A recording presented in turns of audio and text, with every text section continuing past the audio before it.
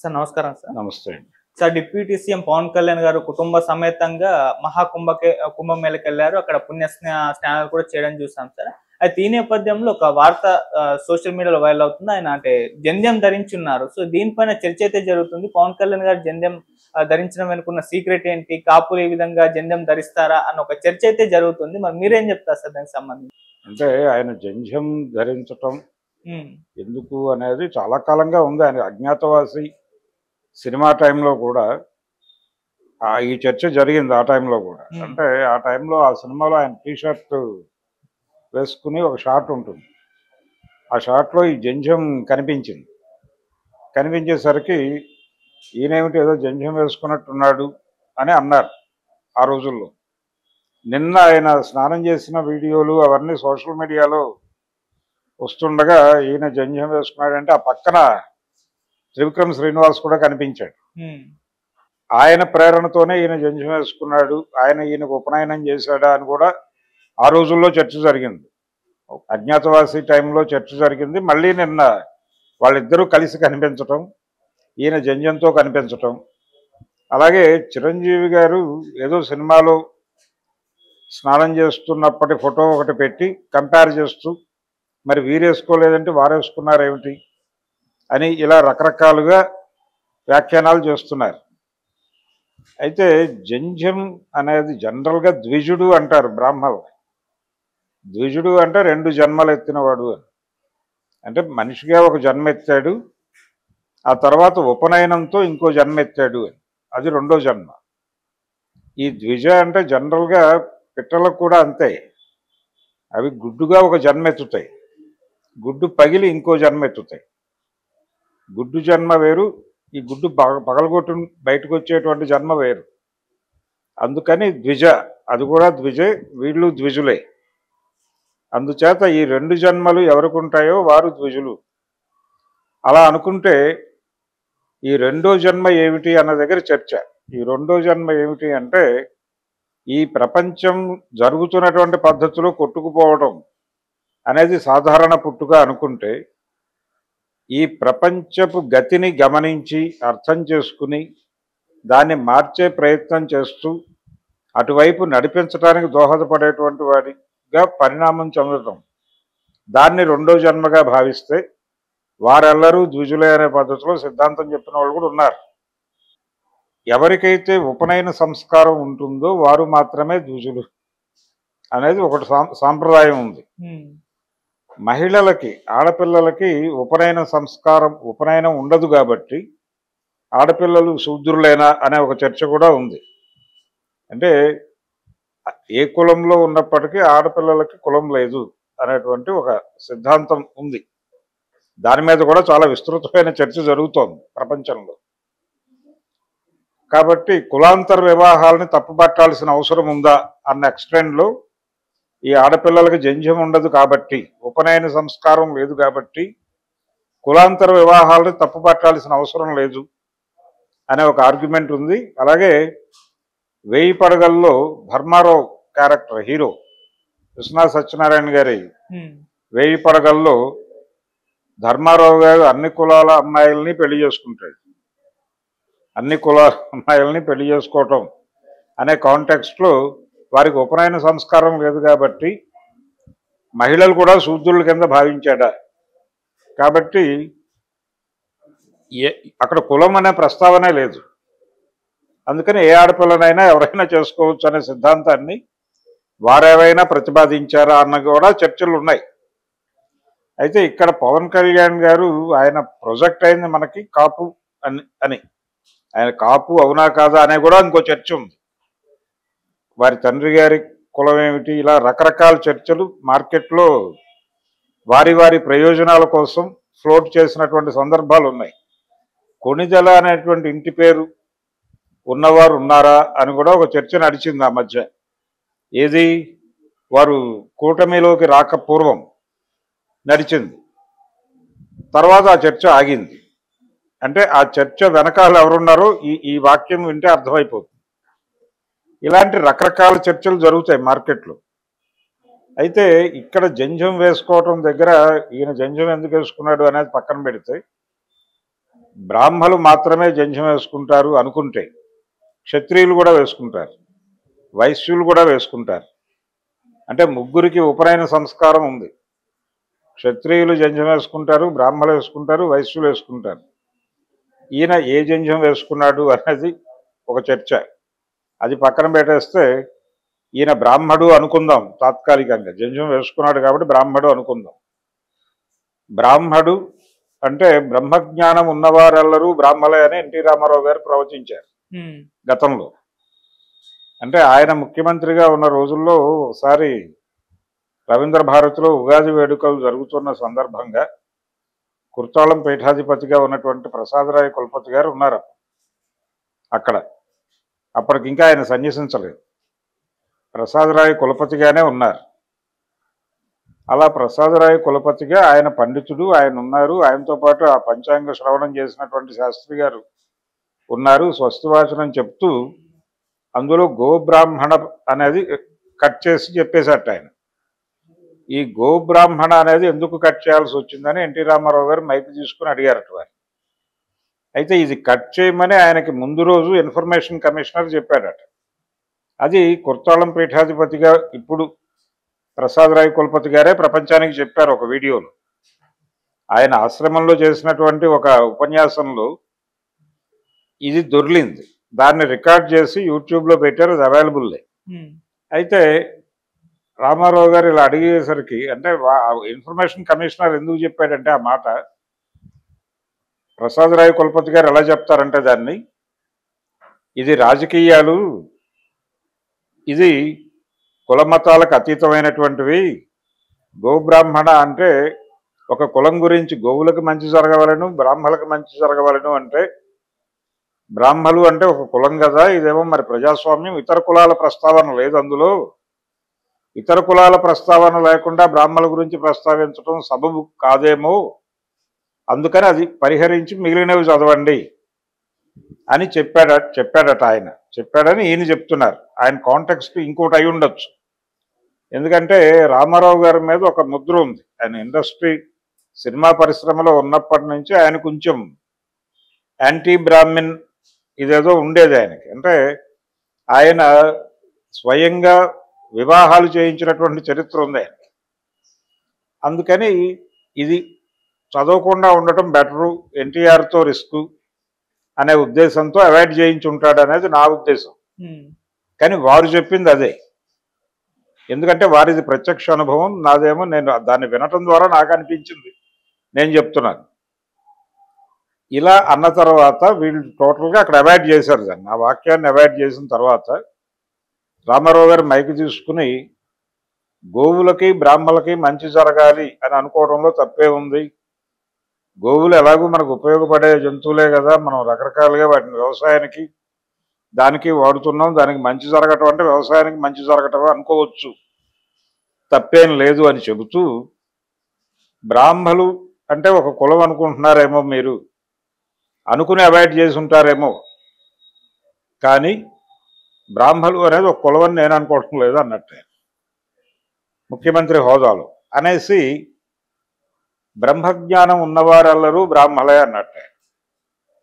కాబట్టి బ్రహ్మజ్ఞానం ఉన్నవాడు ఎవరైనా సరే బ్రాహ్మలు అని అంగీకరిస్తే, ఇప్పుడు పవన్ కళ్యాణ్ గారికి బ్రహ్మజ్ఞానం ఉందని అనుకోవాలా అనే ప్రశ్న ఉత్పన్నం అవుతుంది. ఆ రోజుల్లో రామారావు గారు దాన్ని, అంటే తన ఆర్గ్యుమెంటుని సమర్థించుకోవటానికి ఆయన శంకర విజయం నుంచి ఒక, అంటే శంకరుడు వెడుతూ ఉండగా ఈశ్వరుడే, శివుడే ఒక చండాలుడి రూపంలో వస్తాడు ఎదురుకుండా. వస్తే ఈయన తప్పుకోమంటాడు. ఆయన తప్పుకోమంటే, నన్ను తప్పుకోమంటున్నావా, నాలో ఉన్నటువంటి ఈశ్వరుణ్ణి తప్పుకోమంటున్నావా నువ్వు అని ఘర్షణ పడతాడు ఈయన. అప్పుడు ఈయన తన తప్పు తెలుసుకుంటాడు. ఈ సమస్త ప్రకృతి ఈశ్వరమే కదా, నేను అనవసరంగా ఇతన్ని కులం పేరుతో తప్పుకోమంటున్నాను, ఇది తప్పే, నాది తప్పే అని చెప్పి ఈయన శంకరాచార్యుల వారు అంగీకరిస్తారు.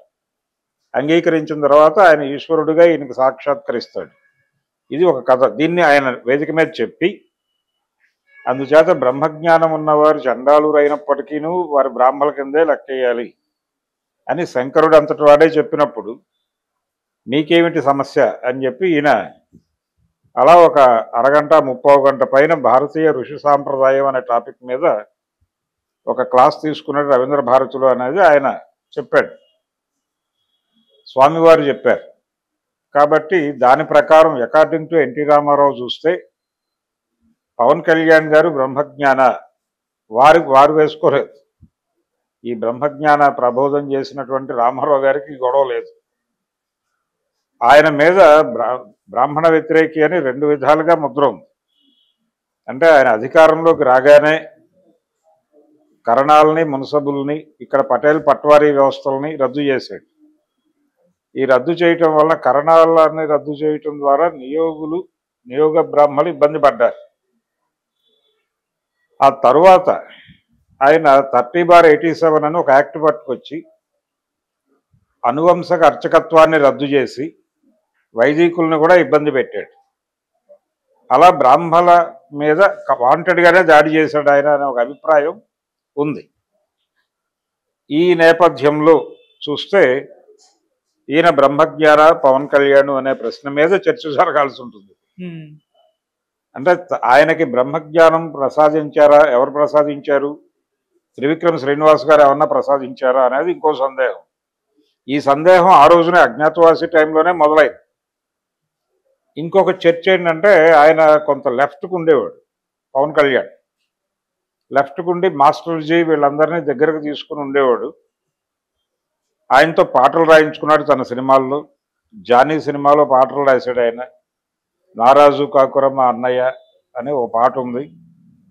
నవాబులు నిర్మించిన నగరంలో ఉంటూ కులమతాల గొడవలు మీకు ఎందుకు రన్నా ఇలాంటి పాటలు పెట్టుకున్నాడు. రామ మందిర వివాదం మీద కూడా ఆయన నెగిటివ్ స్టేట్మెంట్ ఇచ్చాడు. అలాగే ఖుషీ సినిమాలో లిబరలైజ్డ్ ఎకానమీ మీద సెటైర్లు వేస్తూ ఒక పాట ఉంది. ఇలా రకరకాలుగా ఆయన లెఫ్ట్గా ప్రొజెక్ట్ అయ్యేటువంటి ప్రయత్నం ఒక దశలో జరిగింది. గద్దర్తో కూడా సన్నిహితంగా మెలిగిన సందర్భాలు ఉన్నాయి. అయితే సడన్గా ఆయన తన బండిని రైట్కి తిప్పాడు. రైట్కు తిప్పి రైటే నిజం అనే దిశగా వెళ్ళి అజ్ఞాతవాసి సినిమాలో ఆయన జంజం వేసుకుని కనిపించిన తర్వాత ఆయన పార్టీ పెట్టాడు. పార్టీ పెట్టిన తర్వాత అందరూ అనుకున్నట్టుగానే, అంటే ఆయన అప్పటికే రైటుకు తిరుగున్నాడు. జంజం వేసుకుని కనిపించిన క్షణమే అంతకు ముందే ఈ లెఫ్ట్ బ్యాచ్ మొత్తం బయటకు వచ్చేసింది. త్రివిక్రమ్ ఎంట్రీ తర్వాత వారు ప్రవేశించారు, మేము ఎగ్జిట్ అయ్యామని చెప్పి కూడా అందులో 2-3 బయట వ్యాఖ్యానించారు. ఈ బ్యాక్ డ్రాప్లో ఆయన పవన్ కళ్యాణ్ ఆయన మోడీకి అనుకూలంగా మాట్లాడటము, మోడీని కలవటం, అప్పటికి మోడీ ఇంకా ప్రధాని కాలేదు, వారిని వీరు దర్శించుకోవటం, ఆ ఫోటోలు బయటకు రావటం, ఇవన్నీ చూసాం. ఆ తర్వాత నెమ్మదిగా ఆయన ఈ జనసేన వారి తరఫున ప్రచారం చేస్తుంది అని చెప్పి బాధ్యతలు తీసుకున్నాడు. 2014లో ఆయన ప్రచారం చేశాడు. అది అధికారంలోకి వచ్చింది. అక్కడ వరకు ఓకే. కానీ ఇలా బీజేపీని భుజం మీద మోసినటువంటి పవన్ కళ్యాణ్ జంజం వేసుకుని తన్ని తాను బ్రహ్మజ్ఞానం ఉన్న బ్రాహ్మడుగానే అనుకుందాం పోనీ, అలా ప్రకటించేసుకున్నటువంటి పవన్ కళ్యాణ్ని లెఫ్ట్ హక్కును చేర్చుకుంది. 2019 ఎన్నికల్లో మళ్ళీ లెఫ్ట్తో ట్రావెల్ అయ్యాడు ఆయన. వామపక్షాలతో పోటీ చేసి ఫలితం రాకపోయేసరికి మళ్ళీ రైట్కి తిరిగాడు. ఇలా జిగ్జాగ్ వేలో ఆయన ప్రయాణం నడిచింది. రామారావు గారు కూడా లెఫ్ట్తోనే ఎక్కువ ట్రావెల్ అయ్యాడు. ఆయన ఎక్కువ కాలం ట్రావెల్ అయినటువంటి పార్టీలు సిపిఐ సిపిఎంలే ఆయనతో ట్రావెల్ అయినవి. ఆయన కాషాయము, వీరేమో ఎరుపు, ఈ రెండు కలిసి ట్రావెల్ అయినటువంటి ఒక విచిత్రమైన సందర్భం. ఒక్క నాదెండ్ల వెన్నుపోటు సమయంలో జరిగినటువంటి ప్రజాస్వామ్య పోరాటం, ఆ సమయంలో మాత్రమే బీజేపీతో సన్నిహితంగా ఉన్నాడు ఆయన. ఆ తర్వాత జరిగినటువంటి ఎన్నికలు 85లో జరిగినటువంటి ఎన్నికల్లో బీజేపీ పట్ల కొంత సాఫ్ట్గా వ్యవహరించిన సందర్భం కూడా ఉంది తెలుగుదేశం పార్టీ నుంచి. ఆ తర్వాత మళ్ళీ డీవియేట్ అయ్యాడు ఆయన. డీవియేట్ అయిన తర్వాత రామారావు గారు చేసిన 100 తప్పులని వాళ్ళ పుస్తకం వేశారు, కోర్టులో కేసులు వేశారు ఎన్టీఆర్ మీద, రకరకాలు జరిగినాయి. ఆలే నరేంద్ర గారు ఊరూరా ఆ సభలు పెట్టి ఆ పుస్తకావిష్కరణలు చేశాడు. అప్పటి నుంచి తర్వాత ఎప్పుడో ఒకసారి అద్వానీ గారితో ఆయన అన్నమాట పేపర్లో బ్యానర్ ఐటమ్గా వచ్చింది, మీ కాషాయం వేరు మా కాషాయం వేరు. ఇది ఒక ధోరణి, ఎన్టీఆర్ ధోరణి. పవన్ కళ్యాణ్ గారిది ఇదొక ధోరణి. ఈయన కమిటెడ్గా, ఆయనేమో క్రిటికల్, ఎన్టీఆర్ క్రిటికల్గా మాట్లాడాడు ఆ రోజు. బ్రహ్మజ్ఞానం ఉన్నవారెల్లరూ బ్రాహ్మలే అంటే అది క్రిటికల్ స్టేట్మెంట్. ఆ క్రిటికల్ స్టేట్మెంట్కి ఈయన ప్రాక్టికల్ ఆహార్యానికి మధ్య వైరుధ్యం ఉంది. వారి గొడవ వేరు, వీరి గొడవ వేరు. వీరు హిందుత్వ అనే దాన్ని అడాప్ట్ చేసేసుకున్నాడు బలంగా. ఆ అడాప్షన్ తాలూకా అంటే ఇక్కడ టోటల్గా యాంటీ లెఫ్ట్ ఓరియంటేషన్లోకి వెళ్ళిపోయాడు, అయిపోయింది. ఇది కొత్తగా ట్రెండ్ కాదు. ఆయన ఆ రోజునే, అంటే అజ్ఞాతవాసి సినిమా సమయానికే దీనిలో ఉన్నాడు, ఆ రూపంలో. అలాగే ఇప్పుడు ఆయన ఆహార్యం చూస్తే అర్థమవుతుంది. ఇప్పుడు ఆయన విపరీతంగా నామాలు బొట్లు తీర్చుకుని దాదాపు ఒక స్వామీజీ గెటప్లోకి వచ్చేసాడు ఆయన. పవన్ కళ్యాణ్ని చూస్తే ఆయన హెయిర్ స్టైలు, ఆయన అంటే గతంలో ప్యాంటు మీద ప్యాంట్ వేసుకుని డ్యాన్స్ వేసింది ఇతనైనా అని అనుమానం వచ్చే పరిస్థితి ఉంది. అంటే ఆ లెవెల్లో తన అటైర్ని మార్చేసుకుని ఆయన కొత్త ముద్ర వేసే ప్రయత్నం చేస్తున్నాడు. అందులో భాగంగానే జంధ్యం అనేది బ్రాహ్మణులకి సింబలైజ్ చేయటం, తద్వారా ఈయన బ్రాహ్మడిగా మారితే మారి ఉండొచ్చు, తప్పేం లేదు దానిలో. అకార్డింగ్ టు ఎన్టీ రామారావు ఇది బ్రాహ్మడిగా మారిపోయి ఉండొచ్చు. ఒకసారి ఒక స్టేట్మెంట్ ఇస్తే సరిపోతుంది, నేను బ్రహ్మజ్ఞానం ఉంది నాకు, అందుకని నేను జంధ్యం వేసుకున్నాను, నేను బ్రాహ్మణ్ణి అనేస్తే ప్రమాదం లేదు. బ్రాహ్మలు సమాజానికి చేసినటువంటి రకరకాల ఇబ్బందుల గురించి చాలామంది రకరకాలుగా మాట్లాడేశారు. అది అయిపోయింది ఆ చరిత్ర. కాబట్టి ఇప్పుడు అంటే గతంలో అభివృద్ధి లేకపోతే ప్రోగ్రెసివ్ ఐడియాలజీ అనే పేరుతో సమాజంలో ప్రచారంలో ఉన్నటువంటి భావజాలం మొత్తం కూడా తప్పు. అంటే దానివల్ల సాధించింది ఏం లేదు సమాజం అనే ఉద్దేశంతో ఆ భావజాలం తప్పు అని చెప్పి కొత్త భావజాలం అనే పేరుతో ఏ భావజాలాన్ని అయితే వామపక్ష భావజాలం పక్కకి నెట్టేసిందో ఆ భావజాలాన్ని పట్టుకొచ్చి ఈ వామపక్ష భావజాలానికి ప్రత్యామ్నాయంగా నిలబెట్టే ప్రయత్నం ఒకటి 90 దశకం ప్రారంభం నుంచి జరుగుతోంది. ఈ ప్రయత్నం సీరియస్గా సినిమాల్లో చేసినవాడు ఇతను త్రివిక్రమ్ శ్రీనివాస్. త్రివిక్రమ్ శ్రీనివాస్ సినిమాలన్నింటిలోనూ ఇది ఉంటుంది. ఆయన పాత విలువలు చెప్పడం కోసం సినిమాలు తీస్తాడు కాన్షియస్గా. దానికి పెద్దగా ఇబ్బంది పడక్కర్లేదు. ఒక అద్భుతమైన ఉదాహరణ అలవైకుంఠపురంలో అనే సినిమా. ఈ సినిమా ముందు ఇంటి గుట్టు అనే ఒక సినిమా ఉంది ఎన్టీ రామారావు. ఆ సినిమాలో ఒక దొంగకి ఒక జడ్జి గారు శిక్ష వేస్తాడు. శిక్ష వేసి ఆ సందర్భంగా అతనికి ఏదో భార్య పురిటి నొప్పులతో, అంటే ప్రెగ్నెంట్ అయి ఉంటుంది, ఈయనకేమో జైలు శిక్ష వేస్తారు. దొంగకి అక్కడ ఇబ్బంది ఉందండి మా ఇంట్లో అని ఏదో చెప్తాడు. ఈయన విండు. దొంగ కడుపుని దొంగే పుడతాడు కదా అన్న టైప్లో ఏదో వ్యాఖ్యానాలు చేస్తాడు ఆయన. చేస్తే దొంగ కడుపును దొంగ ఎందుకు పుడతాడు అని చెప్పి ఆ దొంగ గారు ఆలోచించి వారు బయటికి వెళ్ళి తన కొడుకుని తీసుకెళ్ళి జడ్జి గారి ఇంట్లో పెట్టి జడ్జి గారి కొడుకుని తీసుకొచ్చి తన ఇంట్లో పెట్టేసి పెంచుతారు. ఈ దొంగ కొడుకు అక్కడ పెరిగి పోలీసు అవుతాడు, జడ్జి గారి కొడుకు ఇక్కడ పెరిగి దొంగ అవుతాడు. ఆ జడ్జి గారి కొడుకు దొంగ అయిపోయి పెరుగుతాడు కదా. ఈ దొంగ అయిపోయిన జడ్జి గారి కొడుకుని పోలీస్ అయినటువంటి దొంగ గారి కొడుకు అరెస్ట్ చేసేటువంటి పరిస్థితి. ఒక చాలా సీరియస్ క్రైమ్లో వీడు అదే జడ్జి గారి ముందు ఆ జడ్జి గారు తన పాత భావజాలంతో వీడికి శిక్ష చేసే ప్రయత్నం చేస్తాడు. ఇది ఆ సినిమా కథ. ఇక్కడ పెంపకమే ప్రధానం, కులం కాదు. ఎవడో ఏ కులంలో పుట్టినా కానీ వాడు ఎక్కడ పెరిగాడు అనే దాని మీద వాడు బ్రాటప్లో నుంచి వాడి తాలూకా కార్యక్రమాలన్నీ అక్కడి నుంచి రూపొందుతాయనేది ఆ సినిమాలో ఎస్టాబ్లిష్ చేశారు. ఇలాంటి కథే అలవైకుంఠపురంలో.